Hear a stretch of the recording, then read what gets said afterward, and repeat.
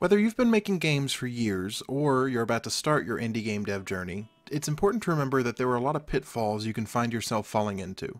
The sad truth is that it's a lot easier to fail as a game dev than it is to succeed. Over the course of my years trying to make games, I've found a lot of these, and unfortunately I've had to learn how to step out of the holes that I put myself into. And these are universal issues that I think every single game dev might encounter. So today I'm going to go through the 9 pitfalls that will make you fail as a game dev if you don't know how to watch for them.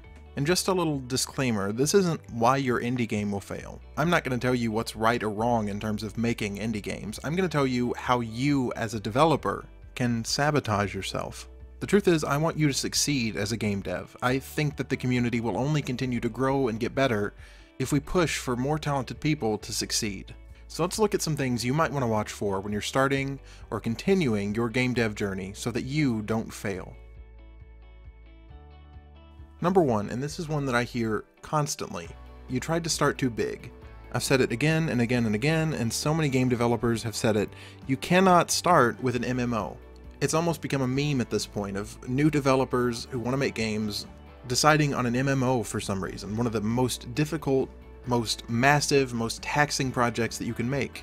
And I understand this more than most. When I started making games, I was working with a few other people, and our first idea was a big MMO. It involved portals and mixing together different time frames, sci-fi guns and knights and magic, and kind of smashing together different dimensions. And it was massive, and I think a lot of the times this comes from wanting to reach the most amount of people, and also this idea that when you start making games, you're creating entire worlds for people to explore. You're finally able to create anything that you can imagine. So you want to make it as big and as impressive and as crazy as possible. You want to make one of those worlds that you wish the AAA developers had made, what you want to explore, what you want to play around in.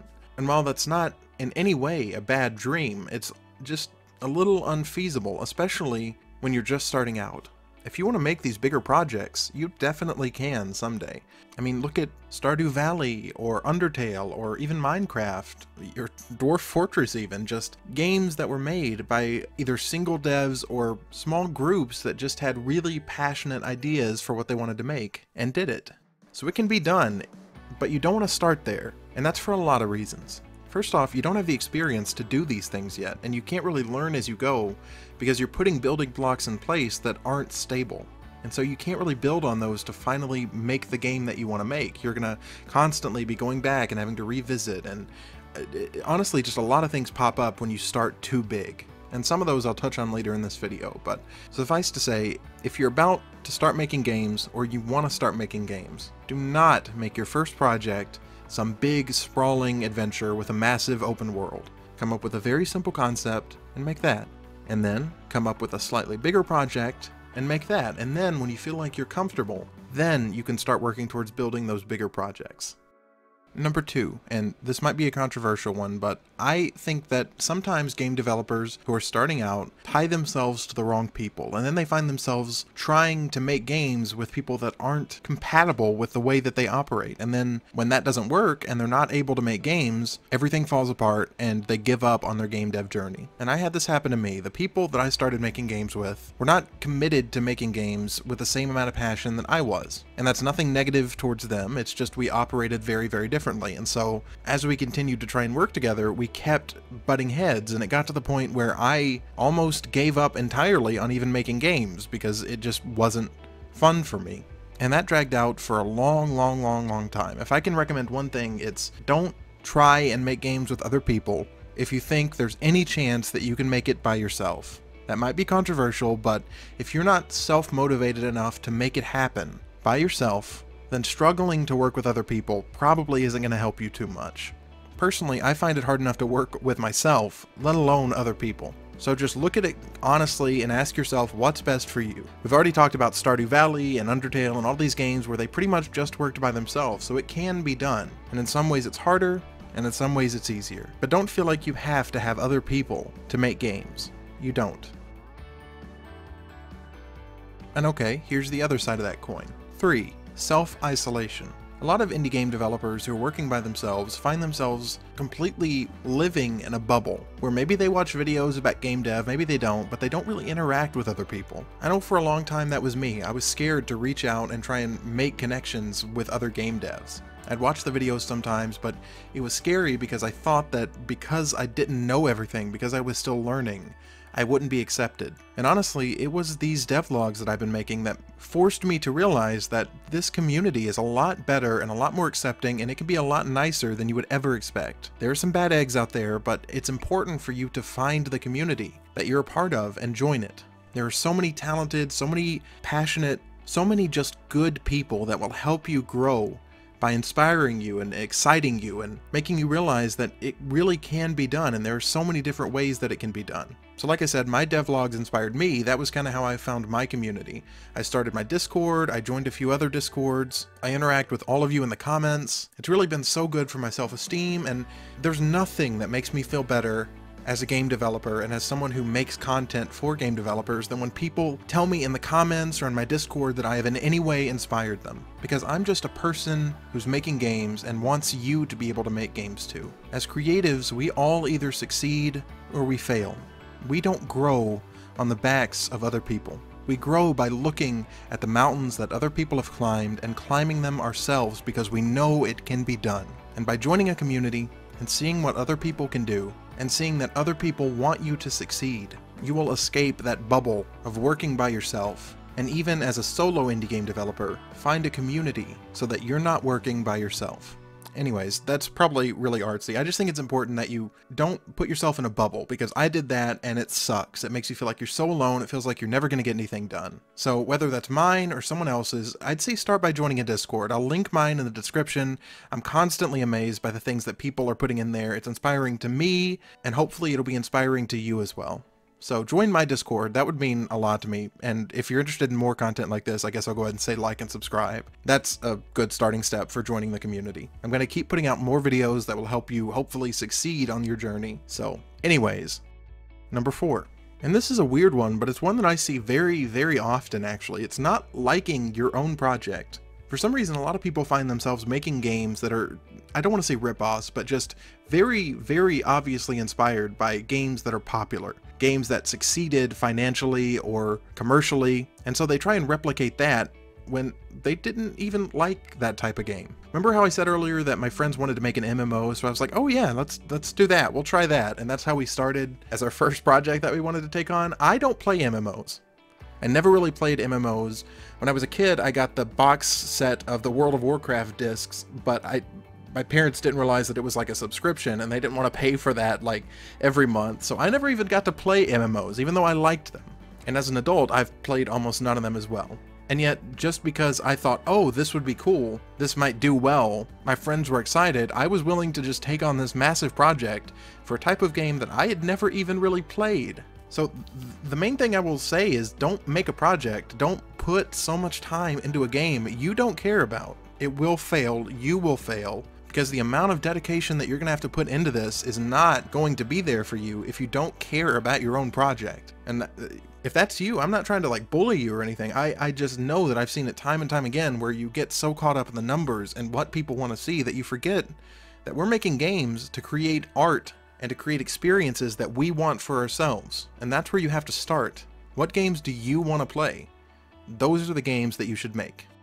Number 5, and this might be even tied to the last one. I see a lot of people jumping from project to project. This is something I have to force myself not to do. If you watch my motivational video, which I'll also link in the description, I talk a lot about how it's okay to jump from project to project, essentially to step away for very small amounts to work on something, to either test an idea you have or just as a side project, but it can only be very, very small. You have to come back to your main project. If you're constantly jumping from one big project to another project to another project without ever really focusing in on getting one done, on making one very, very special, you're never going to succeed. Anyone can start making games. That's a harsh truth, but anyone can start. But only people who are really committed and really willing to put in the work can finish. The point is, if you constantly jump from one project to the next, if you can't ever finish a game, then guess what? You're never going to have a game. You go through a honeymoon phase with games, you know what I mean? Where you start making it and you're like, oh, this is awesome, and you do some cool stuff, you make some cool movement, you create some cool art. And then it gets to the nitty-gritty of having to do the little piddly things that you hate, that drag, that are a struggle to get through. And instead of finding ways to persevere and push on, you jump ship and you make another game and you start on that, and it's the honeymoon phase all over again. And let me tell you, if you don't commit to one game and work to get it done, you're never going to really grow. You're only going to just keep working the same skills that you already have. So, main point, side projects are good. They're a great way to grow. I have a few myself that I've worked on and completed in a very short time frame, such as game jams and other little side things. But when you get started on a project, when you really get started and it's a semi-big one, either accept, nope, I'm dropping it, or follow through. And guess what? You can't just drop everything.